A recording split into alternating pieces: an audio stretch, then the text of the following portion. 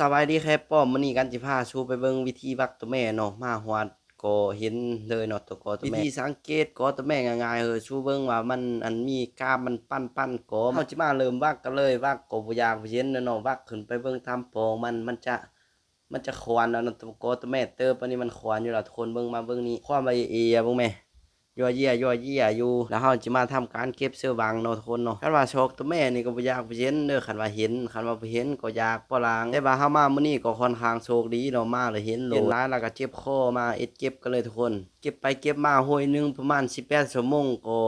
รอไหลแล้วเนาะทุกคนเนาะแม่นี่เอ็มกันว่าเอาไปเจียวนี่เจี๊ยบเสริมแขนอ่อนเก็บเม็ดไอเต้งแล้วมาวักเบิ่งไอเตอเปิ้มีสักโตเฮาก็ไปเกาะมือกันเลยหลังจากย่างมาประมาณ38ชั่วโมงก็มาเห็นกอหนึงตืมเนาะ คือลอกประมาณ18ลักนี่ก็เห็นเอามาก็ทำการวักกันเลยทุกคนวักไปวักมามีดก็คือว่าภูเขาเอ้ยเด้อ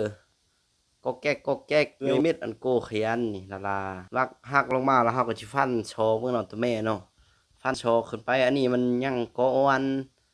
มันสิอยู่กับปลายมันทุกคนเดี๋ยวมึงเจอทำอิฐปึ๊บ่เห็นสักตัวมาวักไปวักมาอยู่กับปลายเต็งยอดย่อยอุ่นตัวนี้กอนี่มันเฮควันเนาะเก็บยากหน่อยนึงเพราะว่ามันอยู่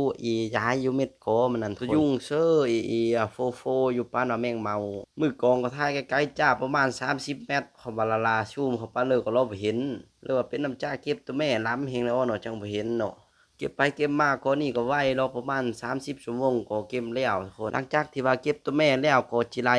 หน่อยนึงเนาะก็นี่เนาะเพราะว่ามันอยู่ย้ายไปเม็ดอ้อไหลไปเหอเอ็มเจียวเนาะตัวแม่นี่ก็ถือว่ามันอยู่